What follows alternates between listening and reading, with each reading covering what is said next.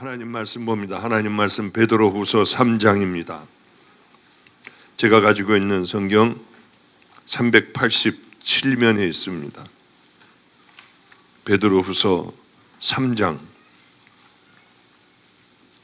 10절부터 마지막 절까지 읽겠습니다. 18절까지입니다. 베드로후서 3장 10절부터 18절까지 제가 봉독하겠습니다. 9절부터군요. 9절부터입니다. 베드로후서 3장 9절. 주의 약속은 어떤 이에 더디다고 생각하는 것 같이 더딘 것이 아니라 오직 너희를 대하여 오래 참으사 아무도 멸망치 않고 다 회개하기에 이르기를 원하시느니라. 그러나 주의 날이 도적같이 오리니 그날에는 하늘이 큰 소리로 떠나가고 체질이 뜨거운 불에 풀어지고 땅과 그 중에 있는 모든 일이 드러나리로다. 이 모든 것이 이렇게 풀어지리니 너희가 어떠한 사람이 되어야 마땅하뇨. 거룩한 행실과 경건함으로 하나님의 날이 임하기를 바라보고 간절히 사모하라. 그날에 하늘이 불에 타서 풀어지고 체질이 뜨거운 불에 녹아지려니와 우리는 그의 약속대로 의의 거하는 바 새 하늘과 새 땅을 바라보도다. 그러므로 사랑하는 자들아, 너희가 이것을 바라보나니 주 앞에서 점도 없고 흠도 없이 평강 가운데 나타나기를 힘쓰라. 또 우리 주의 오래 참으심이 구원이 될 줄로 여기라. 우리 사랑하는 형제 바울도 그 받은 지혜대로 너에게 이같이 썼고 또 그 모든 편지에도 이러한 일에 관하여 말하였으되 그 중에 알기 어려운 것이 더러 있으니 무식한 자들과 굳세지 못한 자들이 다른 성경과 같이 그것도 억지로 풀다가 스스로 멸망에 이르느니라. 그러므로 사랑하는 자들아, 너희가 이것을 미리 알았은즉 무법한 자들의 미혹에 이끌려 너희 굳센 데서 떨어질까 삼가하라. 오직 우리 주 곧 구주 예수 그리스도의 은혜와 저를 아는 지식에서 자라가라. 영광이 이제와 영원한 날까지 저에게 있을지어다. 아멘. 아멘. 여러분들은 신앙생활을 하면서 어떤 생각 가운데 신앙생활을 하나요? 여러분들의 나는 내 인생이 이제 얼마나 남았을까? 그리고 나는 이 세상의 삶이 반드시 끝나는 그날이 있을 텐데 그 후에 나는 어떻게 될 것인가? 혹시 이 생각을 여러분에게 늘 말씀을 드리지만 이 생각을 하고 살아가지 않는다면 우린 버리운 자예요. 당연히 성령님이 이 안에 그리스도의 보혈로 우리들의 죄가 씻기고 우리가 죄를 버리고 성령님께서 이 안에 계시다면 살아 계시다면 성령님은 반드시 우리에게 그 말씀을 늘 하실 겁니다. 너는 무엇 때문에? 너의 남은 삶은 네가 이 땅에서의 그 살아가는 삶은 어떤 삶이니? 네 남은 삶의 마지막은 어떻게 되겠니? 너는 어떻게 살아가야 옳은 삶이 되겠니? 너에게는 얼마나 많은 날들이 남아있는 줄 아니? 이것들을 묻지 않고 살아간다면 우리는 참 기가 막힌 사람일 거예요. 그냥 오늘도 살았으니 내일도 또 살겠지. 모레도 뭐 또 날이 오겠지. 내년에도 내가 살아있겠고 5년 후에도 내가 살아있겠지. 이렇게 살아간다면 우리는 참 기가 막힌 존재들입니다. 무엇 때문에 살아가나? 나는 도대체 아무 의미 없이 목적도 없이 이렇게 살아가다가 죽는 건가? 나는 왜 살아가나? 여러분은 신앙생활을 왜 합니까? 왜 이렇게 힘든 신앙생활을 하고 무엇 때문에 이렇게 나와서 열심히 기도도 하고 하나님 앞에 매달리며 그렇게 살아갑니까? 저는 목적이 있어요. 이 땅에서 이것으로의 삶이 끝난다면 저는 이러고 있지 않을 거예요. 얼른 오늘이라도 지금이라도 당장에 다 던져버리고 나가 제가 살고 싶었던 삶, 그동안에 너무나도 힘들었던 걸 가서 다 얘기할 사람들에게 얘기하고 가서 따질 사람들에게 다 따지고 그동안 오래 억울했던 것, 주님 때문에 참았던 걸 다 폭발적으로 다 보내고 싶어요. 그리고 이런 삶 안 살고 다 던져버리고 저는 다른 삶을 살아갈 것 같아요. 그런데 왜 이런 삶을 살아가나요? 제게는 이 땅이 다가 아니라고 생각을 해요. 바다에 한 번은 가끔 어쩌다가 바다를 나가 보게 됩니다. 마음이 괴롭고 답답할 때 우리 애들하고 함께 그냥 바닷가에 가가지고 바닷가를 한번 보고 오기도 하고, 가서 또 그저 제가 좋아하는 그 야채하고 뭐 나물 있는 곳에 가서 마음껏 그걸 먹고 아이들하고 함께 돌아오기도 해요. 그럼 바다에 가서 늘 바다 막 파도가 치는 그곳 가까이 갔다가 확 갑자기 파도가 치면은 그냥 뒤로 물러나고 도망가고 재밌어서 깔깔대는 그 아이들을 보면 참 행복하더군요. 그 아이들이 박보영 목사님 사랑해요 하고 그거를 휴대폰으로 찍어 놓고요. 그럴 때 저도 모래를 이렇게 잡았다가 놓으면은 모래가 여기 이렇게 묻어 있습니다. 다 털다가 보면은 그저 한 톨, 두 톨 정도 이렇게 묻어 있게 돼요. 내가 이 땅에서 사는 삶이 이 모래 하늘 같은데, 하나님 나라에서 보면 정말 우리들이 살아가는 이 땅의 삶은 이 수많은 저렇게 넓은 끝도 없는 저 모래백사장에 이 모래 하늘 같은 인생을 살아가는 우리들인데, 여기서 뭘 그렇게 갖겠다고 하고 싸우고 난리 법석을 피우며 요 안에 이 모래 하늘 같은 이런 인생을 살아가는데 왜 그렇게 살아갈까 하면서 가끔 거기서 울컥할 때가 있어요.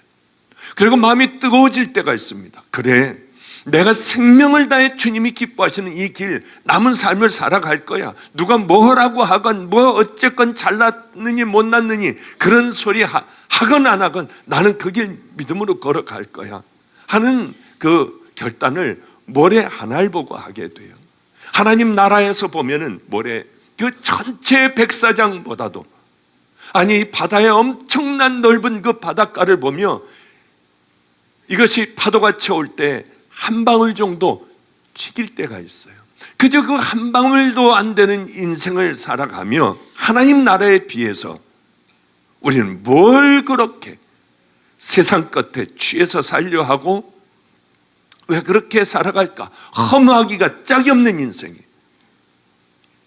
왜 이 모래알 많고 하늘 만한 그 인생도 아닌 것 가지고 저 바다에 있는 물 한 방울 튀기는 것보다도 작은 인생을 살아가며 참 생명을 다해 믿음의 길을 걸어갈 수가 없을까? 하나님의 자녀답게, 주의 당당하게 주의 종답게 하나님의 말씀을 붙들고 믿음의 길을 걸어가는 용사들이 없을까 하는 생각을 많이 하게 돼요. 저는 이 땅의 삶이 끝이라면 우리같이 바보 같은 인생이 없을 겁니다. 이 땅의 삶이 마지막이 아니라, 우리는 그 한 톨 같은 인생이 아니라 우리에게는 영원이라고 하는 그것이 기다리고 있어요. 그런데 만약에 우리들의 선택이 잘못되어 왼쪽을 선택한다면, 넓은 길을 선택한다면 우린 기가 막힌 재앙에 빠지게 된다고 하는 거죠.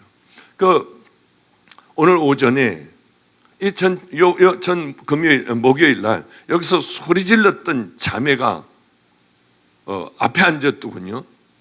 그래서 오늘도 또 그럴지 모르니까 좀 뒤에 앉으라고 했어요. 오늘도 무서울지 모르니까. 사단들이 제일 싫어하는 게 뭔 줄 아세요 혹시? 천국 지옥 얘기예요. 그것이 실감나게 하나님의 말씀으로 여러분들에게 전달될 때 사단은 못하게 해요. 이걸 막아버려요. 어떻게 해서든지 못 듣게 하려고 해요. 구원에 대한 얘기를 사단은 제일 싫어해요. 예수 그리스도의 십자가의 얘기를 정말 싫어해요. 천국과 지옥에 대한 얘기를 싫어해요. 여러분들이 깜짝 놀라, 그래 내가 이 길을 걸어가면 안 되겠구나, 난 천국을 향해 걸어가야 돼, 내가 지금 미쳤었어. 그리고 여러분들이 정신이 깨어나는 그 설교를 듣는 것을 가장 싫어해요. 여러분들을 붙들고 딴 생각을 하게 하고, 그리고는 여러분들이 다시 살던 그 길을 향하여 휴 걸어갈 때 사단들은 한숨을 쉬어요. 이제 됐구나. 그러게 얼마나 이게 기가 막힌 일입니까? 그러니 얼마나 많은 교인들이, 성도가 아니고요, 교인들이 얼마나 많이 그 가운데 예배를 드리고 있고 그 가운데 그 길을 걸어가겠습니까? 다 그렇다는 거 아니에요. 십자가를 얘기하는 교회들도 있어요. 천국과 지옥을 얘기하는 교회들도 있어요. 그러나 흔치 않다고 하는 거죠. 왜? 교인들은 싫어해요. 교회 중직자들이요, 와서 그런 설교 좀 하지 말아달라고 한대요. 우리가 일주일 동안 얼마나 피곤하고 힘들게 직장 생활을 했는데 교회 와서까지 또 스트레스 받느냐. 그래서 어쩔 수 없이 입을 다물는 경우도 있다고 하대요. 이런 얘기를 들을 때마다 얼마나 아주 참 갑갑하고요, 한심하기도 하고 괴롭기도 한지 사단이 붙들어 버리는 거예요. 못하게 하는 거예요. 저는 지금까지 이 설교 아니면 안 했어요. 주님은 이것만 하라고 하세요. 다른 것 너는 하지 말아라.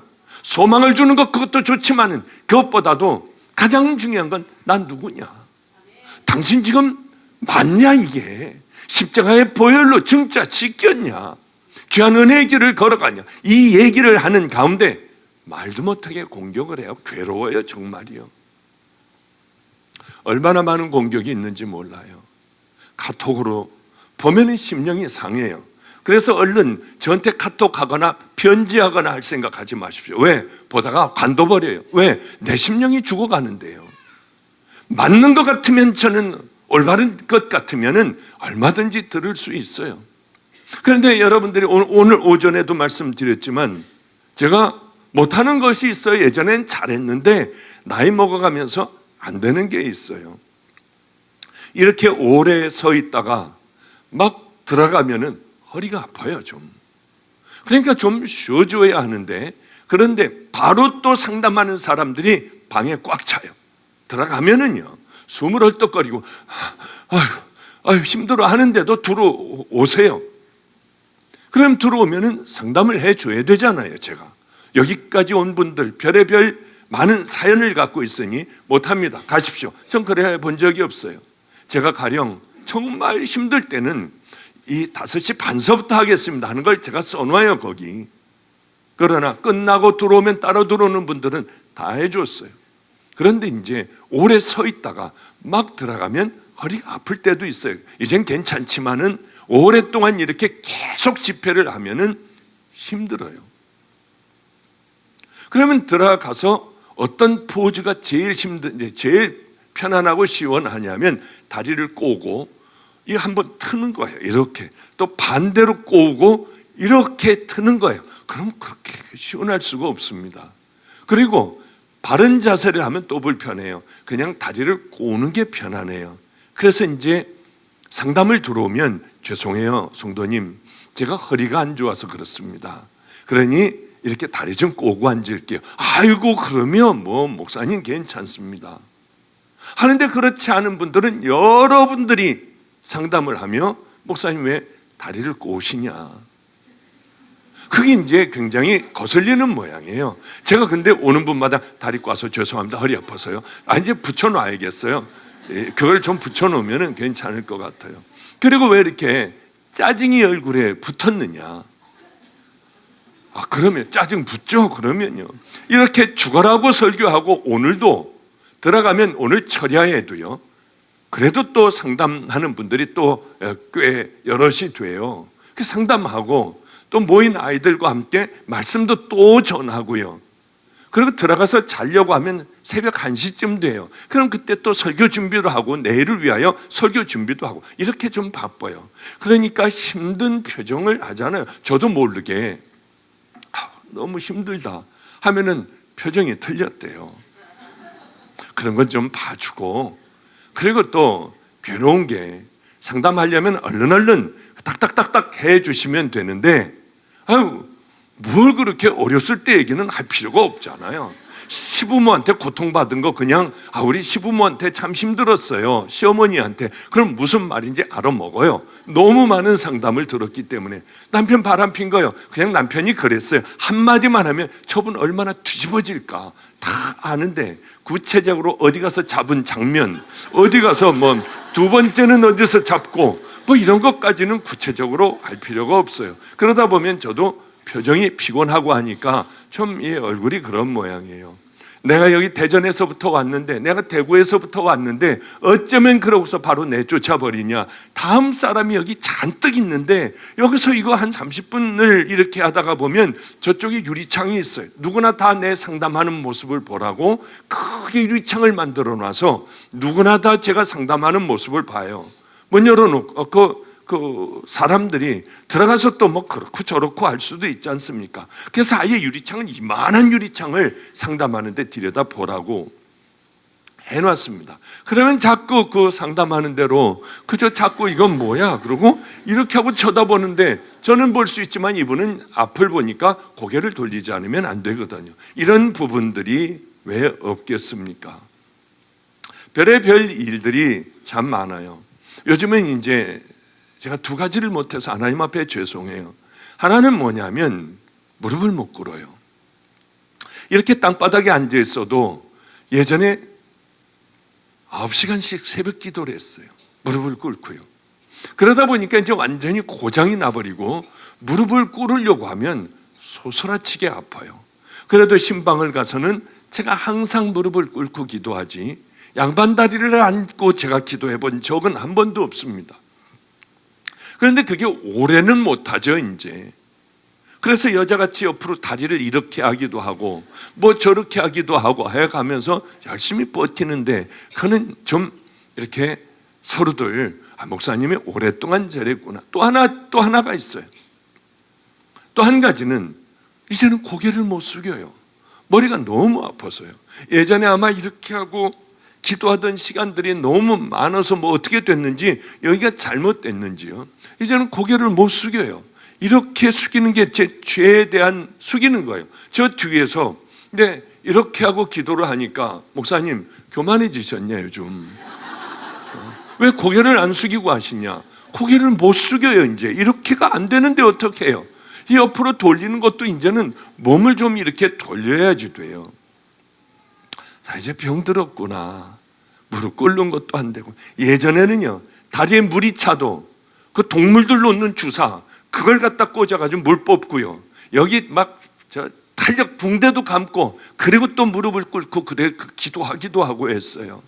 그런데 이제는 할아버지가 돼서 어쩌면 그렇게 하나하나 병들어 가는지 무릎도 안 좋아지고 팔꿈치도 이렇게 수도 없이 많은 시간을 이렇게 하고 이렇게 집회를 하고 뭐 지금 한 40일 동안 제정신이 아닐 정도로 집회를, 하여튼 외국서부터 집회를 거의 뭐 빠지지 않고 새벽이고 뭐 그냥 밤이고 계속 가다가 보니까 이게 팔꿈치도 병이 들고 무릎도 병이 들고요, 이 목도 병이 들고 하더군요. 좀 그런 건 서로들 저 양반 제가 아무렴 교만해져서 그래 이제 내가 이 정도 됐지, 그리고 내가 머리 숙이고 기도할 그런 군번인가 거룩하신 우리 하나님, 그러지 않아요. 아무렴 제가 그렇게 하겠습니까? 그래서 이제 사람들이 하도 이렇게 카톡을 보내서 이제는 이렇게도 못하고요, 그 다음에 이제 하나님 찬양하는 건 고개 들 수 있잖아요. 항상 이렇게 하고 기도해요. 거룩하신 우리 주님 아버지 함께 해 주시옵소서. 이러면 교만하다고 하니까 우린 서로들 그저 가려주고, 또 어려움이 있으면은 저 사람 지금 힘이 드니까 얼굴이 신경질이 다닥다닥하구나, 그럼 내가 빨리 상담하고 좀 물러나고 다음 사람 해야겠다. 이런 마음을 가지면 우리 주님은 얼마나 여러분들을 사랑하실 텐데요. 그리고 또 때로는 몸이, 여러분 오늘 너무 지쳤어요. 제가 너무 힘들어요. 정말 그렇지만은 여러분 암 환자들은 위하여 기도할게요. 그러나 정말 내가 거듭나고 새로운 믿음의 자녀가 되겠다고 하는 분은 쓰세요. 하면 다 서요. 저주까지. 어쩌면은 그런지요. 그래 너 아픈 거 상관없어, 그냥 내가 은혜 좀 받아야겠어. 그러니까 그 마음으로 받아들이면은 그래도 그게 또 고마운 거예요. 해주다가 보면은 그래 이렇게 목마르고 하나님 앞에 바른 믿음의 길을 걸어가겠다고 결단하는 이분들이 있으면 내가 그거 왜 못해줘? 이제 그러면서 이제 살아가게 돼요. 한 40일 동안은 정말 한 40일 동안 제가 굉장히 힘든 집회를 했어요. 뭐 하루도 빠지지 않고 주일날도 그냥 여기 집회하고 방주교회에서 또 집회하고요. 이리로 뛰어와서 여기서 집회하고 저녁 때 돼서 또 다른 교회 서울로 가서 집회하고 그 이유가 전부 다 있어요. 저 교회를 새롭게 만들어야겠다. 신사도라고 하는 저 교회를 이제는 여기서 벗어나게 해야겠다. 그런 마음으로 가는 거예요. 하나님의 사람이 새벽에 저렇게 예배를 드리니 하나님의 사람들 모인 곳에 가야겠다 하고 가서 그 근처에 가서 자고 그 다음에 택시 불러 타고 이번 월요일도요. 그럼 서울대학으로 간 거예요.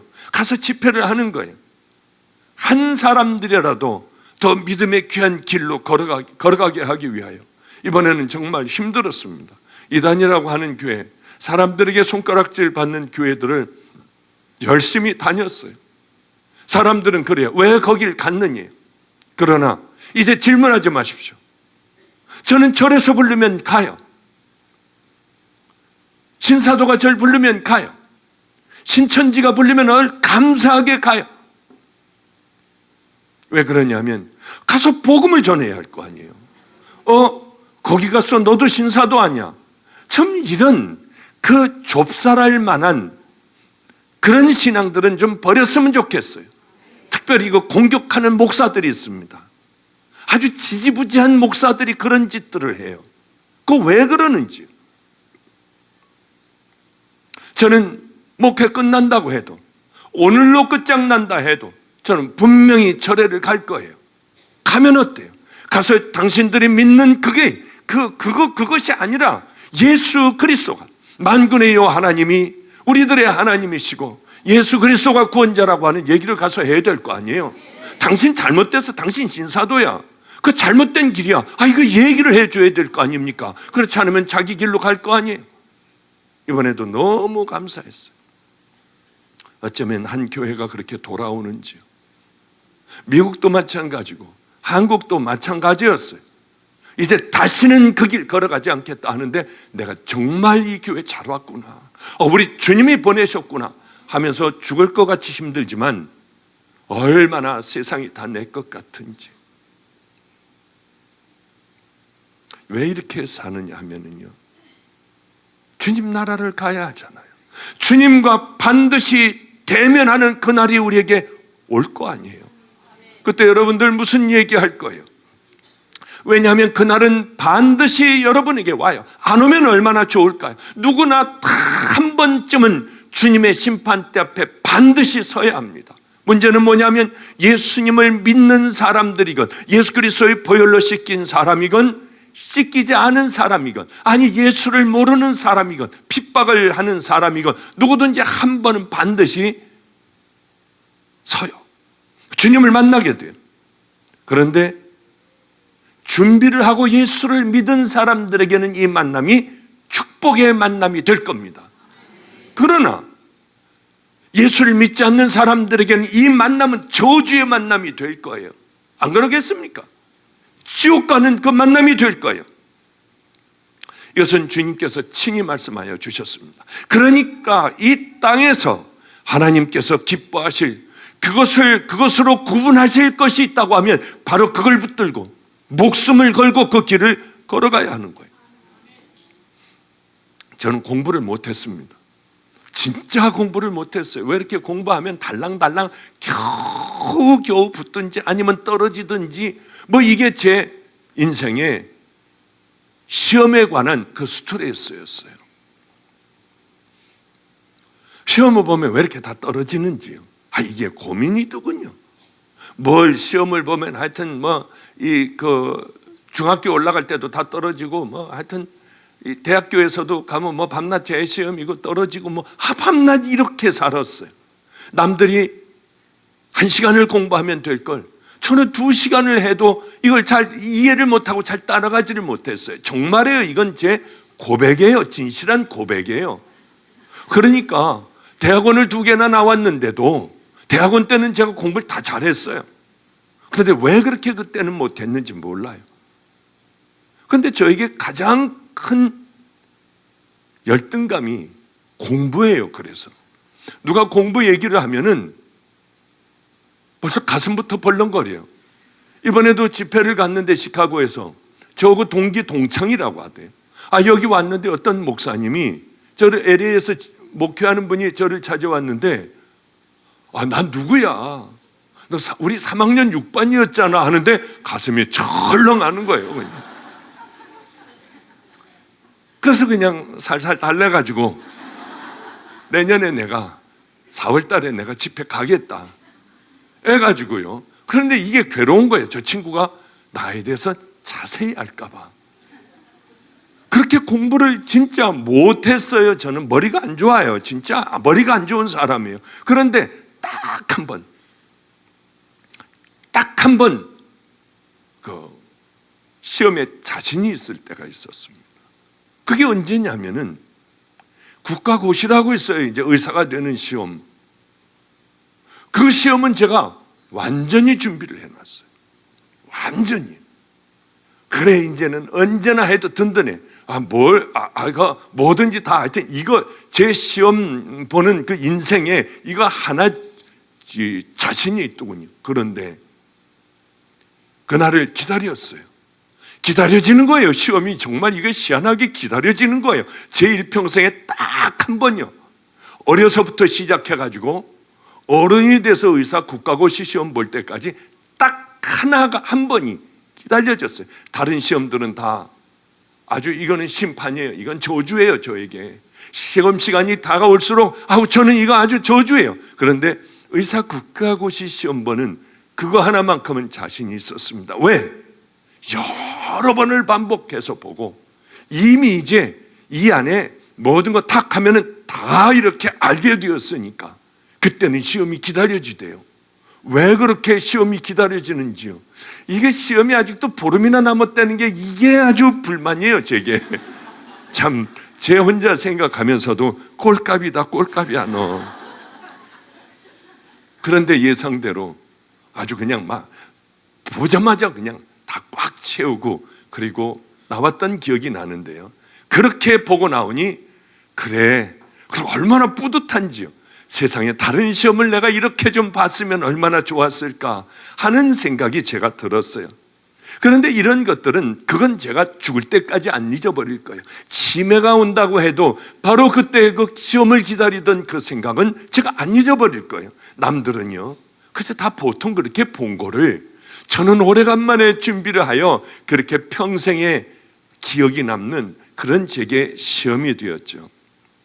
그런데요 이런 시험을 제가 기도할 때마다 가끔 어쩌다 그 생각이 나면은 얼른 그런 기도를 해요. 하나님, 천국 가는 거는 우리 주님 앞에 서는 것은 그 시험을 기다리는 것보다 10배 더 제가 잘 준비하여 하나님 앞에 가서 섰을 때 그저 기쁨과 눈물밖에는 없는 그 시험이 주님 앞에 되게 해주세요. 그것이 뜬금없이 생각날 때는 제가 늘 그렇게 하나님 앞에 기도를 해요.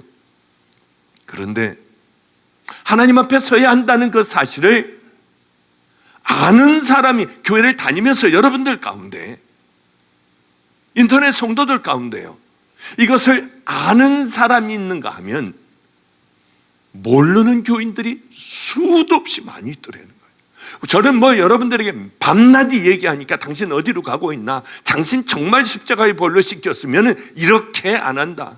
다시 한번 십자가의 보혈로 씻겨라. 죄를 버려라. 믿음의 좁은 길을 향해 걸어가라. 저 밤낮 이 얘기하잖아요. 당신 지금 어디로 가고 있나? 작은 것부터 하나님의 말씀대로 순종하며 살아가라. 전 늘 이 말씀을 여러분들에게 알려 귀가 익혀지도록 했잖아요. 왜냐하면 주님이 그 말씀을 하라고 하셨어요. 한 심령이라도 건져질 것이다. 그 설교를 해라. 다른 설교보다도요.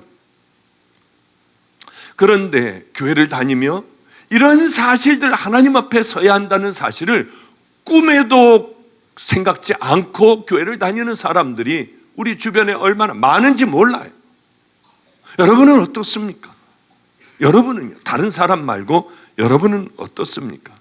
이 사실을 아는 것과 알지 못하는 것과는 엄청난 차이가 있어요. 이 사실을 분명히 알고 살아가는 사람들은 준비를 해요. 열심히 준비를 하며 주님 앞에 서야 하니까. 이런 설교를 들으면 졸린 사람도 있어요. 뭐 지겨워 저거. 왜 뭐 밤낮 저런 설교야. 그럼 다른 데 가요. 안양의 갈멜산으로 가요. 거긴 참 재밌대요. 거긴요. 그쪽으로 가서 금식도 40일간 하고 열심히 하시면 되잖아요.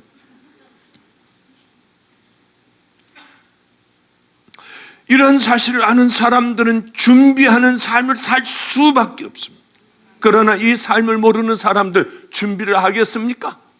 절대로 준비할 수가 없어요. 그런데 문제는 우리에게 여기가 있어요. 이런 사실을 알더라도, 다 잘 알고 있는 여기에 성도들이라도 철저하게 준비해 가며 주님이 기뻐하실 그 일들, 심판의 잣대로 삼으실 그 일들을 가지고 붙들고 열심히 그것을 향하여 살아가는 사람, 준비하는 사람이 있는가 하면, 이 사실을 알고 있음에도 불구하고 실제로는 삶에서 준비하는 사람, 준비 안 하는 사람들도 꽤 있더라는 거죠. 이게 기가 막힌 사실인 거예요. 이게 정말 가슴을 치는 사실인 거예요. 여러분들은 앉아서 그냥 듣기만 하지만 이 사실을 다 알고, 이게 뭔지를 알고, 주님께서 주신 말씀과 성경에 있는 말씀을 그대로 다 믿으며 이 말씀을 전할 때에, 제가 목 이렇게 써서는 안 되지만 저도 모르게 또 이렇게 소리 지를 수밖에 없고 안타까워 견딜 수가 없을 때가 많아요. 왜냐하면 이런 거더군요. 하도 답답해요. 사람들 하나하나를 불러 제가 상담하는 사람들에게 때로는 이런 걸 물어보기도 해요. 당신 준비하고 살아가느냐? 아니요. 솔직히 얘기해봐라. 아니요, 그거 뭐 사느라고 바빠가지고요, 이런 어려운 문제가 있어가지고. 없더라는 거예요. 별로. 이게 참 기가 막힌 일이라는 거예요. 철저하게 준비된 사람들, 당신 준비하고 사냐? 준비하고 산대요. 이것을 늘 가슴에 품고 그렇게 하고 살려고 하지만 때로는 넘어질 때도 너무 많대요. 그건 당연한 것 아니겠습니까? 그런데요, 이 사람들을 물어봐요. 준비한 사람들을 제가 물어봐요. 그럼 이 사람들이 뭐라고 얘기하냐면 이것이 곧 온다는 거예요. 자기에게. 우리들에게 곧 오기 때문에 자기들은 준비하고 이 길을 향하여 걸어간다고 하는 거예요. 곧 온다는 생각을 가지고 살아가는 사람과 그날이 그저 막연히 언젠가는 오겠지, 나 지금까지 여태까지 살아왔는데 그날이 그렇게 빨리 오려고, 이렇게 생각하는 사람들과의 삶 자체가 전혀 달라질 수밖에 없다는 거예요. 초대교회 성도들, 곧 오신다고 하기 때문에 이 사람들은 그 사람들의 삶을, 모래알 같은 잠깐 왔다 가는 이 삶을 철저하게 예수님을 위하여 살아갈 수가 있었던 것 아닙니까? 이 사람들이 바본가요? 교회에서는 초대교회로 돌아가죠. 가장 이상적인 교회가 언제였습니까? 그 초대교회였어요. 곧 주님이 오신다고 하는 마음으로 십자가를 붙들고 생명도 하찮는 것으로 여기며 하루하루를 살아갔던 그 초대교회 성도를 우린 닮아가자고 해요. 그 사람들, 당신들 안 왔잖아, 안 오고 다 죽었잖아, 이렇게 얘기하는 사람들은 하나도 없어요.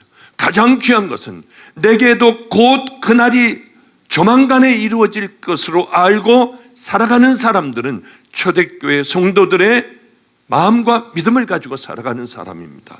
그날이 막연한 거예요. 이게 뭐 언제 올지도 모르는 거예요. 그냥 이렇게 살기도 힘든데 해서 그저 살기 힘든 삶을 살다가 주님 앞에 가는 사람들이 얼마나 많았겠냐는 거예요. 얼마나 우리 위에 사람들이요, 우리 할머니 할아버지들 뭐 그 위에 분들 얼마나 많았겠냐는 거예요. 아니 우리 때에도 이렇게 살다가 죽는 사람들이 얼마나 많았겠냐는 거예요. 그러기에 누가 천국을 가봤는데 시커먼 옷을 입고 회색 옷을 입은 사람들이 강물같이 흐르는 그 많은 사람들이 지옥을 향해 가더래잖아요. 그건 누군지 모르겠어요. 누가 얘기했는지는요. 우리가 중요한 게 하나가 있어요. 우리들의 삶에 가장 중요한 문제가 하나가 있습니다. 그날이 뭐같이 와요? 도적같이 온다는 게 그게 문제예요, 우리에게. 그렇지 않으면 얼마나 잘 준비하고 적당히, 그래, 2017년이야. 2017년 나는 9월 15일에 가. 이게 지금 2년, 한 3년 남았구나. 저분이 왜 9월 15일이라고 했을까? 아는 분들이 꽤 있군요.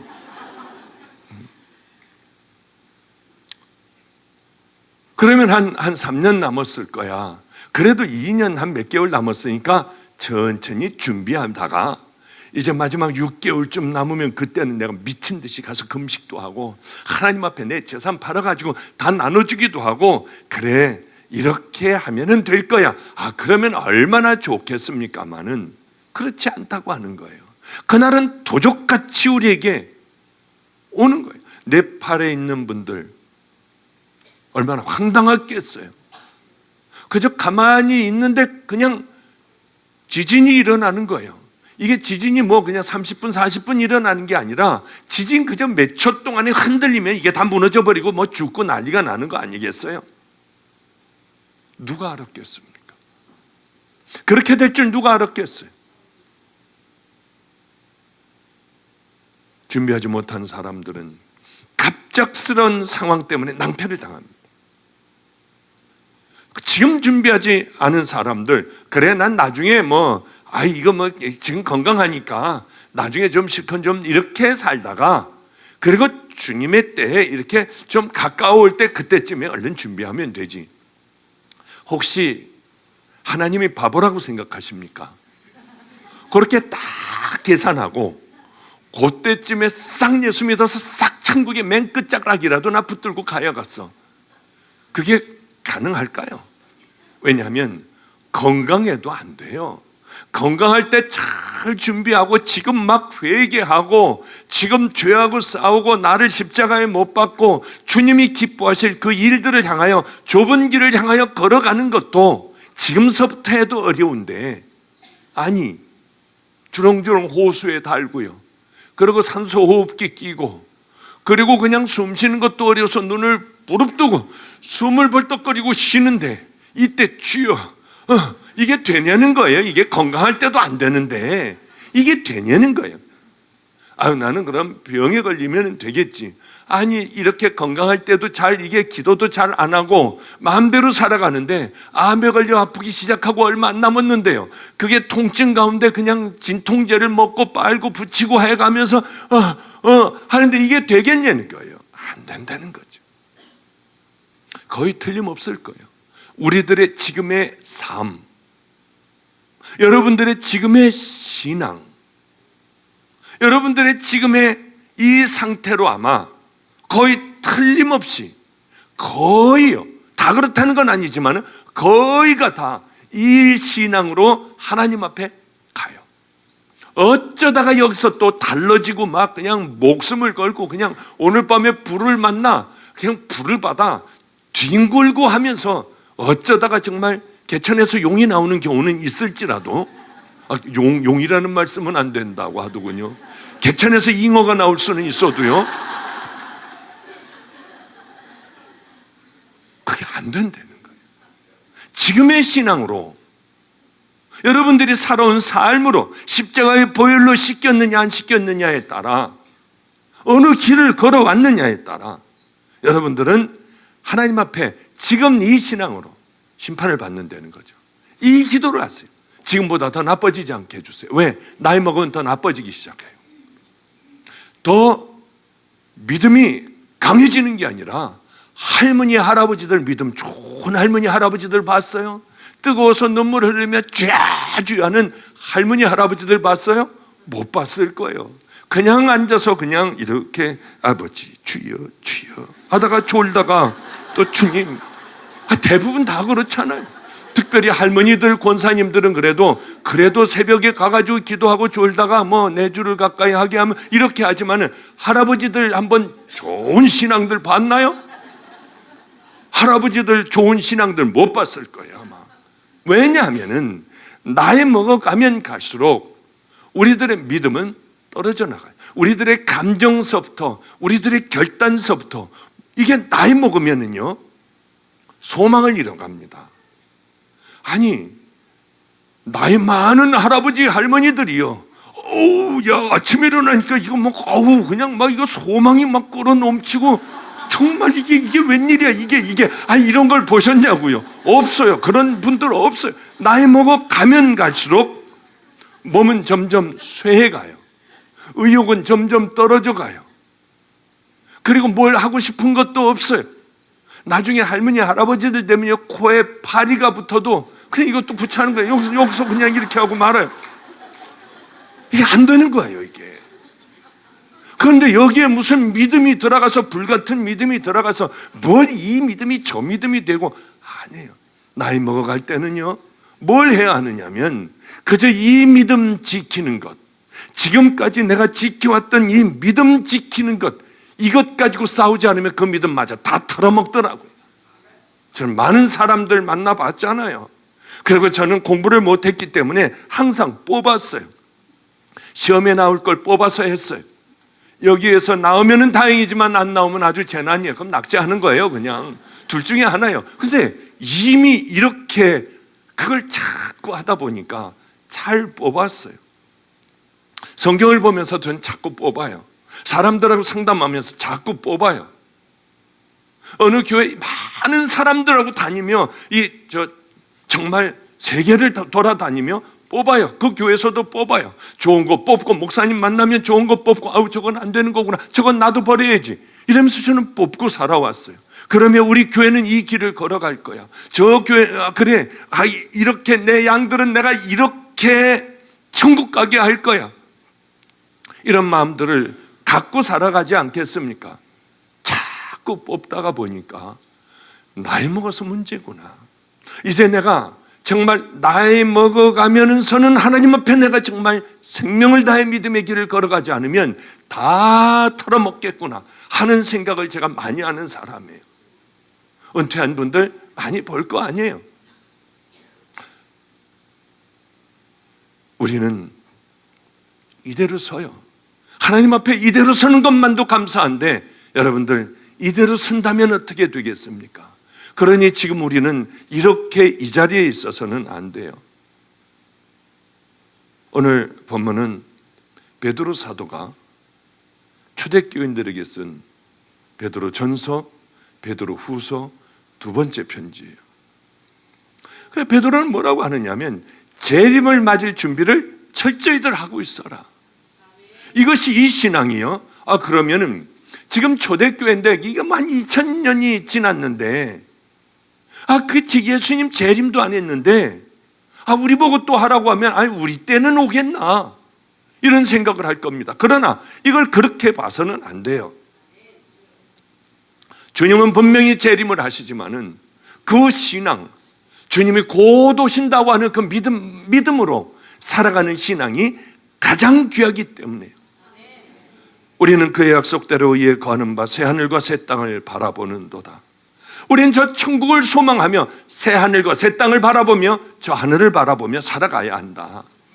사랑하는 자들아, 너희가 이것을 바라보나니 너희들이 다 지금 천국을 소망하는 줄 안다. 그런데 너희들은 소망을 가져야 한다. 왜 그러냐면 주님이 곧 오신다고 했는데 안 오신 거예요. 이 사람들은 자기네들 살아있을 동안에 지금 몇 년 내로 주님이 오신다고 다 생각하고 있었습니다. 그런데 그날이 자꾸 지연이 되고 자꾸 안 오고 늦어지고 하는 겁니다.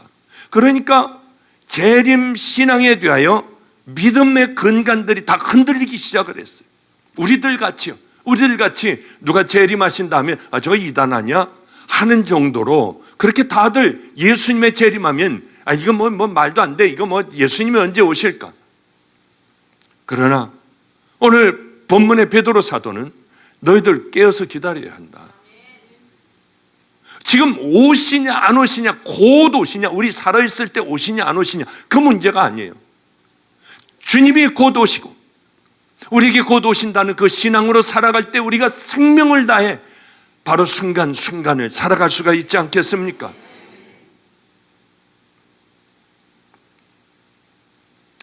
우리는 내일이 될 수도 있고 내 평생에 안 올 수도 있습니다. 제가 살아가는 이 땅에서 사는 동안에 주님 안 오실 수도 있어요. 그건 무슨 상관입니까? 그래, 내일이라도 오실 거예요. 언젠가는 재림하실 거예요. 그분이 재림하시지 않으면 내가 주님 앞에 이 땅에서 죽어서 주님 앞에 서야 할 거야. 그래, 내게는 더 많은 날이 있으면 얼마나 좋을까. 그 많은 날 동안 철저하게 준비하여 하나님이 기뻐하시는 그것을 위하여 나는 살아가다 주님 만날 거야. 이 믿음이 재림 신앙이라고 하는 것이죠. 여러분들은 어떻습니까? 그 생각을 하면 마음이 바빠져요. 오늘도 벌써 우리 교회에서 네팔로 떠났습니다. 네팔에 오늘 연락을 받았는데 현지에서 급하게 연락이 왔대요. 큰일 났답니다. 거기 한 800여 명이 살고 있는데 800가구인가 800여 명이 살고 있는데 지진이 나서 길이고 뭐고 산길이고 뭐고 다 없어졌대요. 차로 타고 가고 뭐 그것도 상상하지도 못한대요. 아예 다 길들이 없어져 버렸대요. 끊어져 버렸대요. 산에서 저쪽으로 가야 하는 길도 없대요. 사람들이 이걸 그래서 이제 너무 급해가지고 사람들이 죽어가기 때문에 일단 당나귀들을 100마리를 빌렸대요. 그리고 당나귀에다가 짐을 다 지워가지고 먹을 게 하나도 없고 물도 없으니까 당나귀들에게 짐을 지워가지고 100마리를 끌고 가는데 당나귀들도 못 갔대요. 그렇게 다 길들이 없어졌어요. 그래서 끌고 가다가 당나귀들 다 돌려보냈답니다. 이제 빌려주는 모양이에요. 아마 그 짐꾼들을 사서 그 짐들을 일단 살리려고 하니까. 근데 길이 없어졌대. 다 돌려보냈대요. 그리고 그 많은 짐들을 사람들이 다 지어 날르기 시작했답니다. 먼저 가서 마을 사람들을 데리고 내려와라.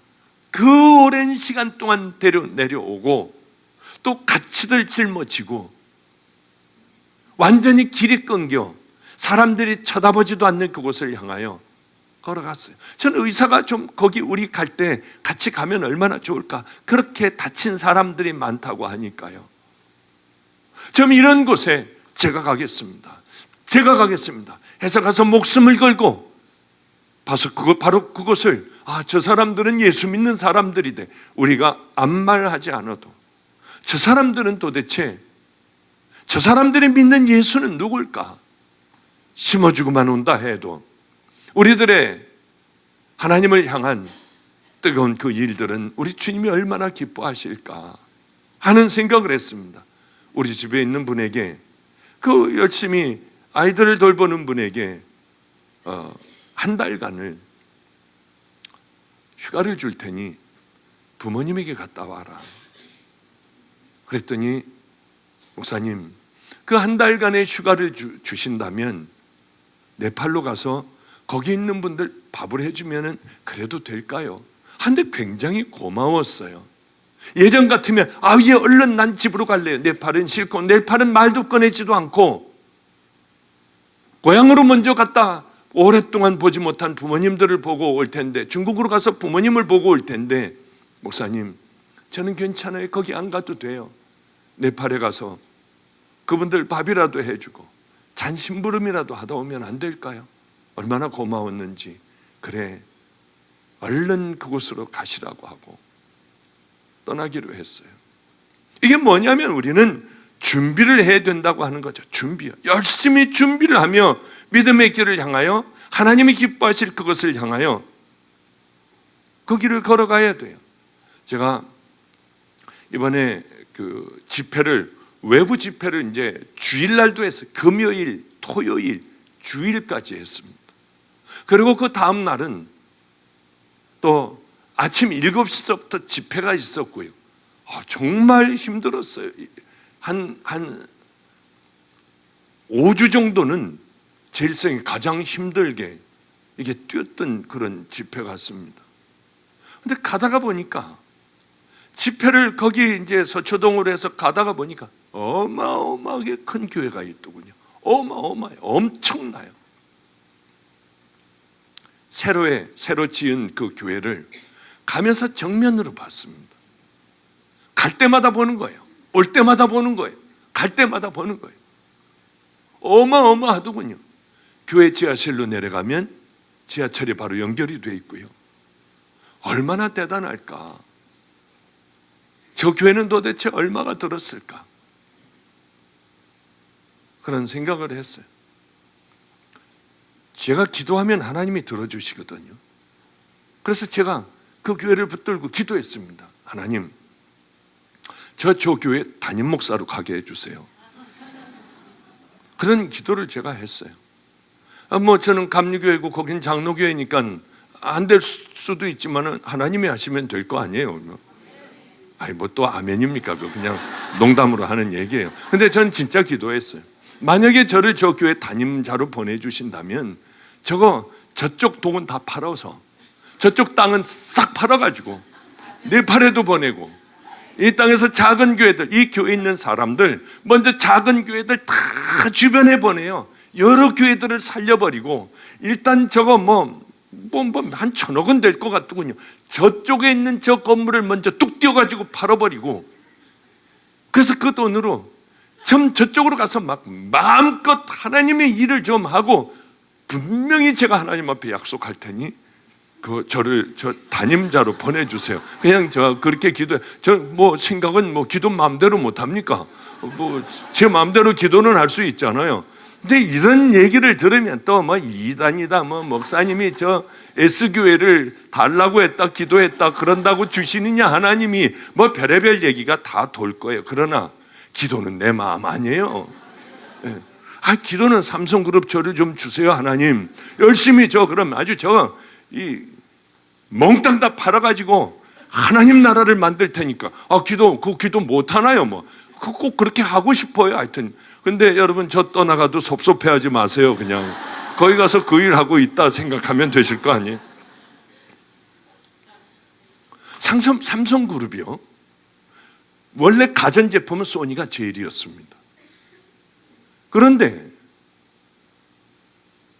삼성그룹은 그때에 쳐다볼 수도 없었어요. 왜냐하면 족벌그룹, 자기들 체제로 그냥 자기네 아들, 딸들, 친척들 다 이렇게 해서 끌고 나가니 그 소망이나 있겠습니까?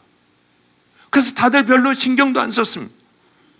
그런데 세상에 대한민국은 몰라도 삼성은 사람들이 외국에서 알더군요.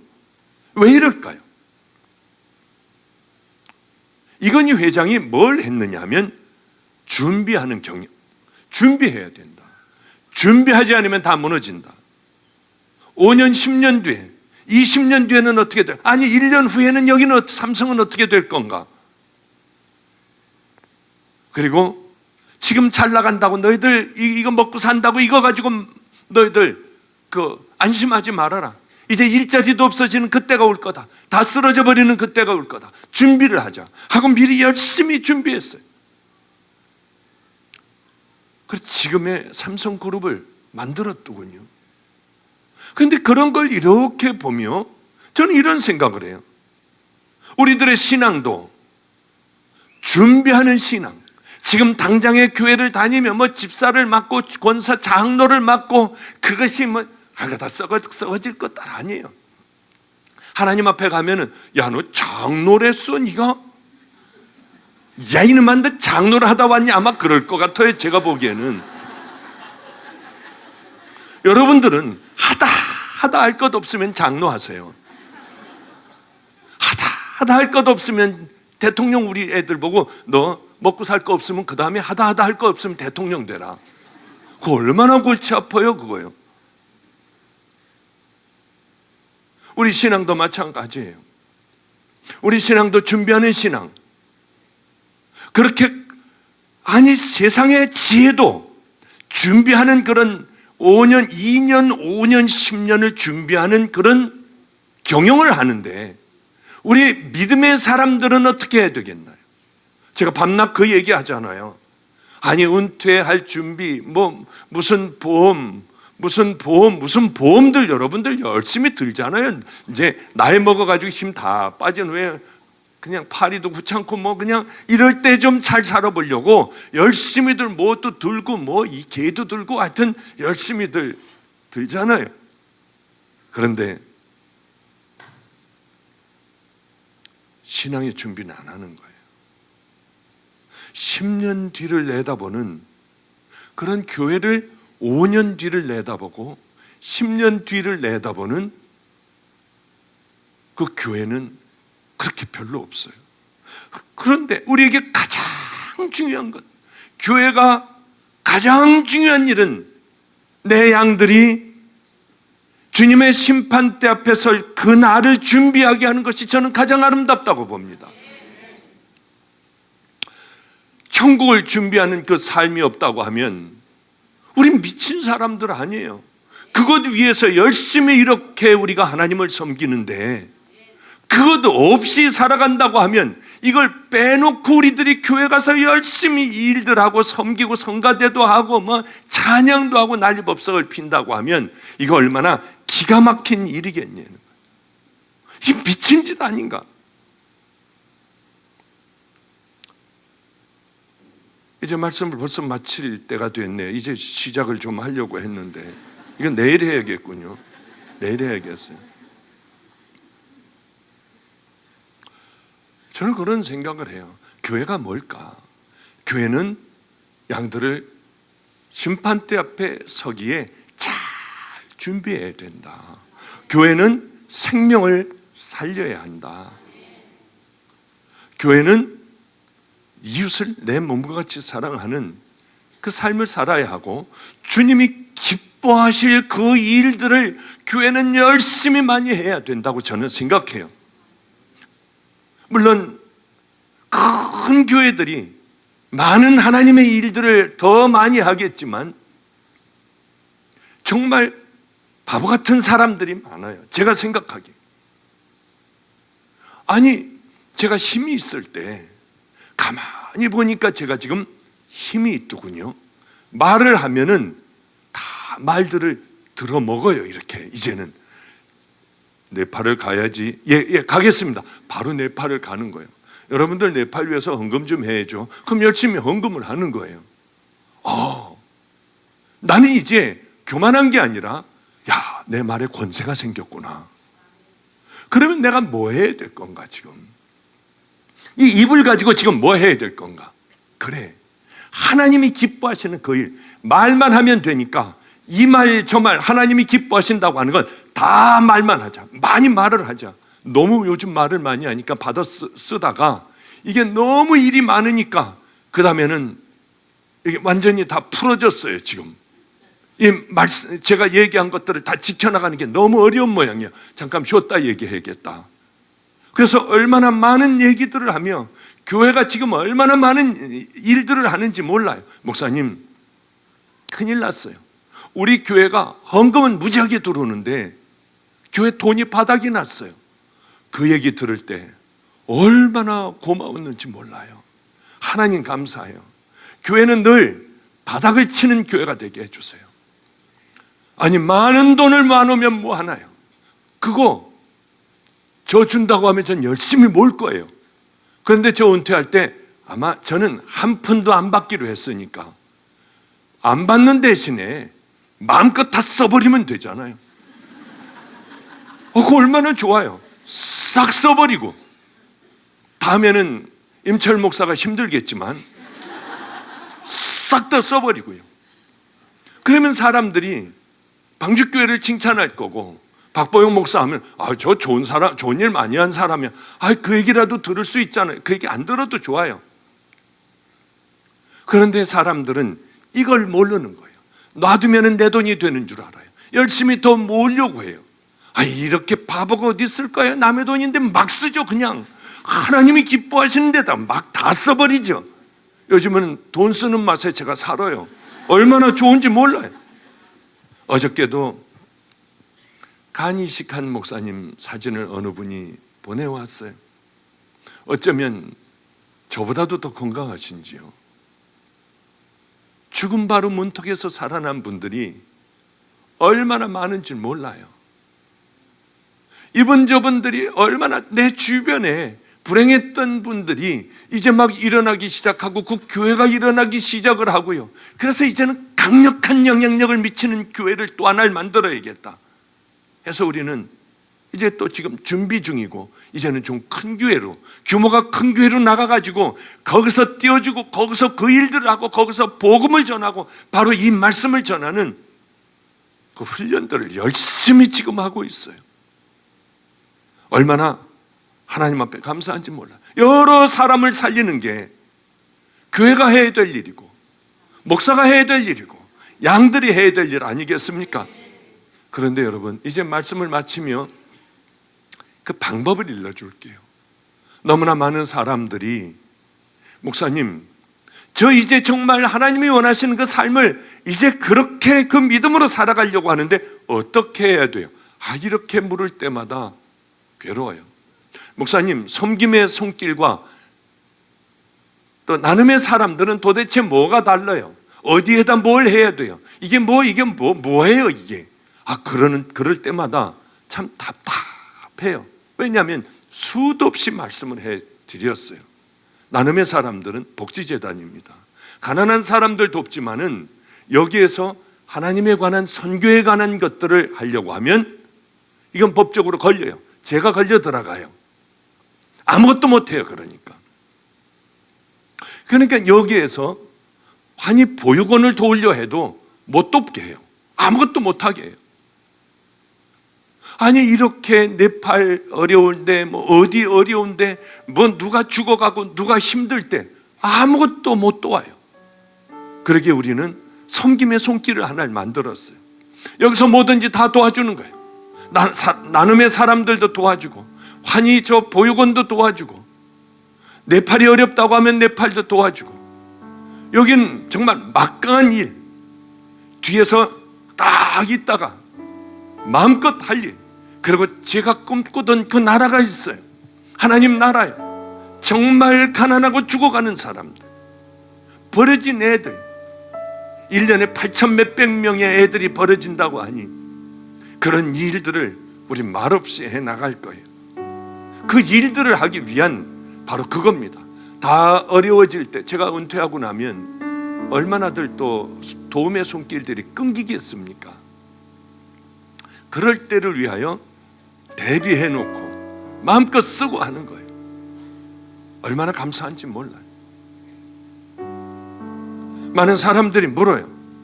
그럼 어떻게 하나님 나라를 향하여 걸어가야 하며 어떻게 해야 하나님이 기뻐하십니까?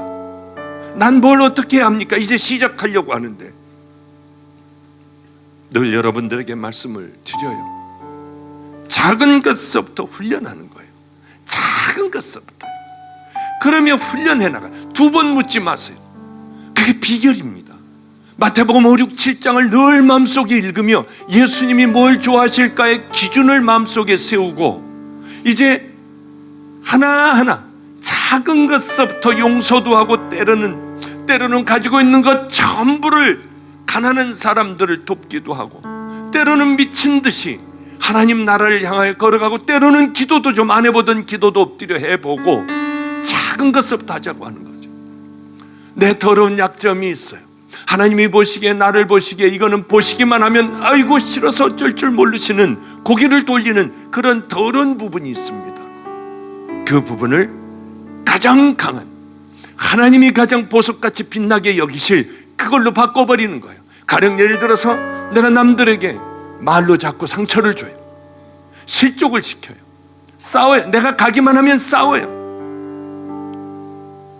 그런데 이제는 꾹 참고 남을 비판하려고 하다가 내 눈에 들보가 있지, 내 눈이 내가 나쁜 사람이지, 나를 자꾸 바라보며 이제는 그저 입 다물고 저 사람 그래도 왜 많이 좋아졌어, 그게 아니라 이제는 나중에는요, 나를 상처를 줬어도 그것을 칭찬으로 바꿔버리는 거예요. 고마워요. 그래도 많이 나 같은 사람을 참아줘서 고마워요. 그리고 상대방을 세워주고 나중에는 이 사람이 정말 못된 짓을 나를 공격을 했어도 모든 걸 다 막아주고 내 잘못으로 덮어버리고요, 이 사람을 보호해주는 그 사람의 지경까지, 그렇게 작은 것부터 싸우다가 보면 1년, 2년, 5년, 10년 지나면 나는 놀라울 정도의 하나님의 사람이 되어간다는 거예요. 약점을 강점으로 바꾸고 가장 작은 것부터 여러분들이 하나님이 기뻐하실 천국 백성의 길을 향하여 걸어가 보십시오. 때로는 그저 아무 생각 없이 운전하고 아멘 버스 타고 가다가 때로는 거기서 기도도 하는 거예요. 하나님 앞에 간절히 구하기도 하는 거예요. 목사님이 이상하게 머리를 들고 기도해. 목사님, 저 목사님의 머리를 굽혀지게 해주세요. 그런 기도도 좀 해보고요. 왜 저래 하고 떠드는 것이 아니라, 그래요, 귀한 은혜의 길을 향하여 그렇게 걸어가다 보면 나도 모르게 세월이 지나며 내 인격도 예수님의 인격을 닮아가고, 사람들이 고개를 돌리던 제가 이제 사람들이 와서 내 얘기를 들으려 하고 귀한 은혜의 길을 향하여 여러분은 반드시 걸어가실 수가 있어요. 그러니 꼭 약한 것들, 버려진 것들, 내 더러운 것들을 잘 가꾸어서 하나님이 칭찬하실 그것으로 만드시는 천국을 향하여 걸어가는 은혜의 자녀들 되시기를 주님의 이름으로 축복합니다. 기도하겠습니다. 거룩하신 우리 하나님, 우리 주님이 함께 해주셔야 합니다. 성령님께서 강하게 역사해 주셔야만 이것들이 가능하니, 오늘도 하나님 늘 듣던 설교의 하나로 듣고 돌아가는 심령 없게 하여 주시고, 이제는 그래 작은 것부터 결단을 하며 나는 믿음의 길을 걸어갈 거야, 불같은 마음들을 일으켜 세워주이사 하나님 오늘의 말씀이 내 삶으로 이어지며 우리 주님이 기뻐하시는 귀한 은혜의 길을 향하여 천국을 향하여 준비되고 예비된 삶을 살아가게 하여 주시옵소서. 반드시 그렇게 만들어 주시기를 소망하며 구주 되신 예수님 이름으로 기도드렸습니다.